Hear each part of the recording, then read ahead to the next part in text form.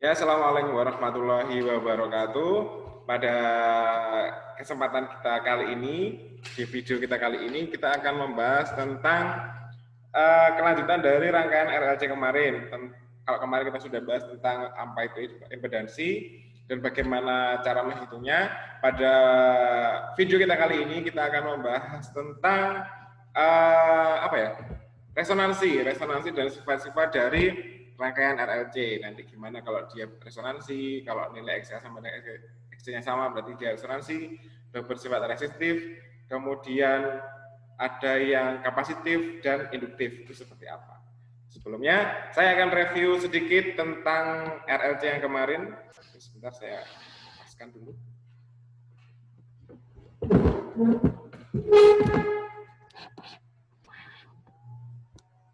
Nah, saya ulas sedikit tentang RLC yang kemarin kita pelajari. Nah, ini ada diagram fase RLC. Diagram fase RLC. Kemarin kan yang ke arah sumbu X ini adalah R. Kemudian di sini adalah XL min XC dan di sini miringnya di sini adalah Z dengan nilai Z sama dengan akar R kuadrat ditambah XL min XC kuadrat. Nih. Nah, di sini ada yang namanya kita juga bisa mencari nilai tan dari theta ini. Nanti hubungannya mengarah pada yang namanya faktor daya. Jadi kan kalau misalnya kita ada segitiga siku-siku, berarti sudut yang dibentuk kan segitu kan. Berarti nilai tan theta itu sama dengan tan desa. Depannya berarti dia adalah ini, sampingnya adalah ini atau M. Jadi dia XL min XC per M. Ini biasanya digunakan untuk menghitung berapa sudut simpangan antara R dan Z. Bisa juga seperti itu. Kemudian untuk nilai dari I efektif, daya kemarin kita belum sampai bahas daya. Misalnya daya itu kan sama dengan P sama dengan I kuadrat kali R. I yang mengalir adalah I efektif, I kuadrat efektif, R-nya kita peroleh dari kita harus substitusi R dengan nilai Z kan. Jadi kalau misalnya kita punya theta di sini, hubungannya Z sama R, otomatis kan cos. Berarti cos theta itu sama dengan cos samping. Jadi dia R per Z. Berarti nilai R sama dengan Z cos theta. Berarti Z cos theta. Ini adalah nilai P-nya, dayanya. Nah, itu. Kemudian cos yang bernilai 1 berarti dia adalah cos 0. Berarti di saat dia di soal tidak diketahui berapa besar sudutnya, berarti nilainya langsung I kuadrat kali Z dengan catatan theta sama dengan 0, maka besarnya P sama dengan I kuadrat efektif dikalikan dengan Z aja. Terus setelah P efektif cos theta ini dinamakan dengan faktor daya. Jadi ini adalah faktor daya. Kalau ditanyakan berapa faktor dayanya, jadi kita mencari nilai cos theta. Faktor daya itu merupakan penguraian dari daya, dari komponen daya ini. Jadi kan kalau misalnya kita ada vektor itu kan kita uraikan pada sumbu X dan sumbu Y. Nah, sama seperti itu. Jadi nilai cos theta sama dengan R per Z. Dengan R-nya disubstitusi kepada nilai I kuadrat kali R, maka muncul I kuadrat FE efektif kuadrat Z kali cos theta. Kalau cos theta-nya nilainya 0, berarti cos 0 kan dia 1. Maka nilainya I kuadrat efektif kuadrat kalikan dengan Z. Seperti itu. Untuk selanjutnya, silakan dilihat dulu. Jadi pada dasarnya yang perlu kita beri garis bawah untuk rumus-rumusnya ini. 1, 2, faktor daya dan daya. Jadi ada bedanya. Kalau daya disipasi berarti dia menggunakan yang ini, I kuadrat, efektif kali Z. Oke, saya lanjutkan sebentar. Kemudian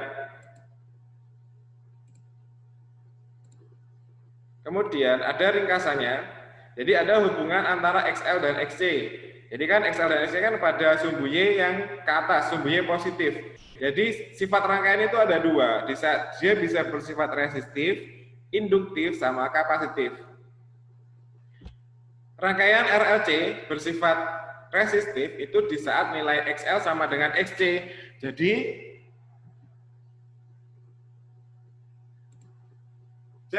kalau misalnya yang kemarin kita kan kalau ini XL sama XC, XL sama X-nya berarti nilainya sama, berarti kan XL dikurangi XC sama dengan 0. Berarti kan gambar diagram fasalnya tinggal ini aja kan.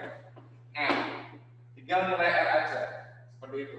Berarti kalau rangkaian tinggal R aja, itu kan sama aja dia bersifat resistif. Resistif itu I dan V-nya, I dan V sefase. Ini I, ini sefase. Jadi kalau misalnya kemarin dibuat suatu grafik, ini adalah I-nya. Saya buat V-nya yang warna kuning.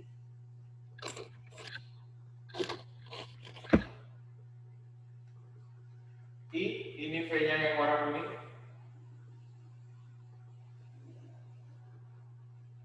Nah, ini V-nya. I dan V-nya yang berwarna kuning. Jadi dia pada fase yang sama. Meskipun nanti dia bisa juga amplitudenya berbeda. Jadi dia bersifat resistif. Resistif itu berarti dia I dan V-nya sefase, XL sama dengan XC.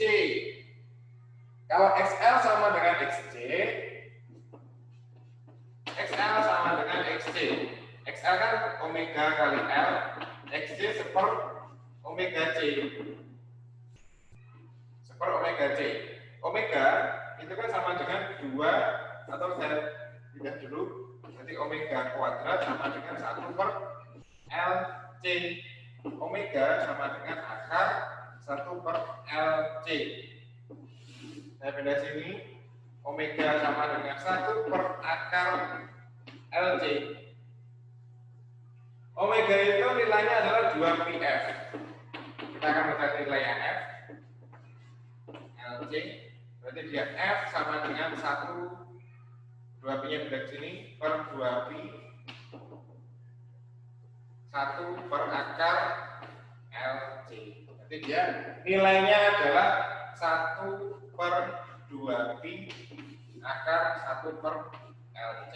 Ini adalah nilai frekuensinya. Frekuensi resonansinya. Jadi frekuensi resonansinya bisa kita cari. Kalau frekuensinya sudah bisa ketemu, kita juga bisa mencari nilai T-nya. Periode T sama dengan 1 per F. Jadi nanti ini adalah poin pentingnya, poin rumus pentingnya. Ini ada 3. Ini ada 4.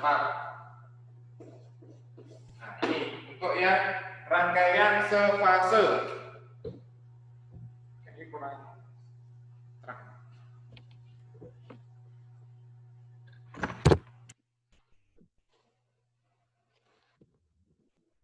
Nah, oke, seperti itu. Jadi ini adalah rangkaian sefase. Karena V sama R, XL sama dengan XC, maka variabel atau hambatan pada sumbu Y-nya nilainya 0, maka tinggal sumbu XR saja. Seperti itu. Oke, saya share screen dulu. Untuk sifat yang pertama, ini tadi sudah. Ini kalau satunya mau dikeluarin jadi seperti itu. 1 per 2π akar 1 per LC. Kemudian di saat XL lebih besar daripada XC, L itu kan induktor.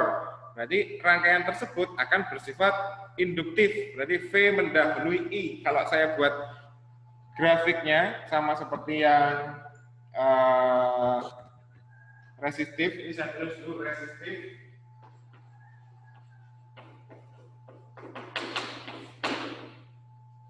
Kalau resistif berarti dia muncul resonansi.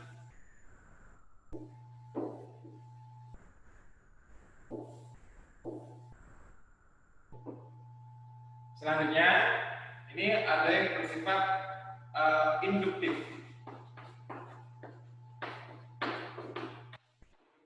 Itu terjadi saat induktif, berarti kan dia V.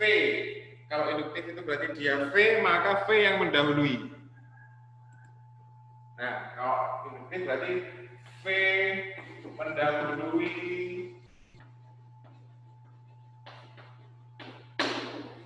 I. Kalau kita buat grafiknya, jadi V mendahului I. V tadi kita menggunakan yang warna kuning, berarti ini yang biasa. Nah, terus berarti yang kuning mendahului. Mendahului berarti dia jalan duluan. Seperti ini grafiknya. Ini berarti dia V, ini adalah I. Berarti dia mendahului sebesar 90 derajat dari sini. Dia duluan, V-nya, yang kuning duluan. Saat I-nya dia di 0 berarti V-nya udah di sana duluan. Itu maksudnya.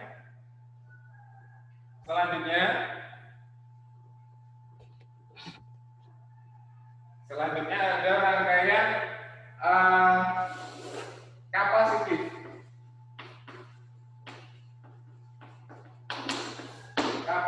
Kapasitif berarti I yang mendahului.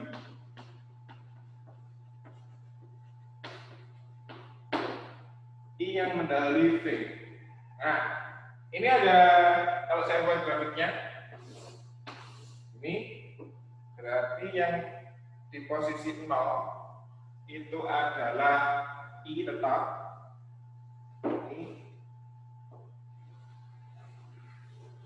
Ini posisi 0 berarti I adalah I. Berarti yang resistifnya, berarti dia kan ke bawah sini.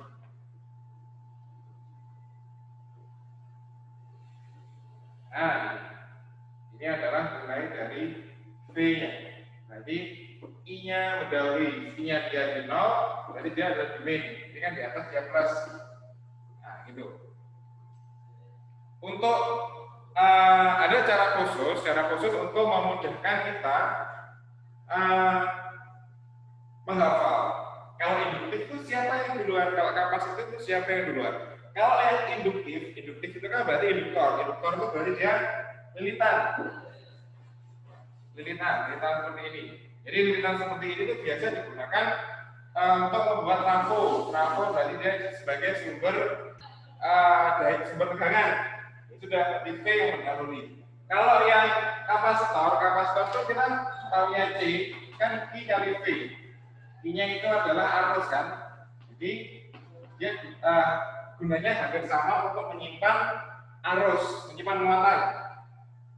Jadi kalau yang kapasitif berarti I-nya yang mendahului V. Kalau yang induktif berarti V-nya yang mendahului I. Mendahulunya adalah sebesar 90 derajat. Jadi kalau misalnya dia yang pertama V-nya mendahului I, berarti V-nya yang duluan, I-nya tetap di 0. Kalau yang kapasitif berarti yang biru tetap di 0, yang kuning yang minus di bawah.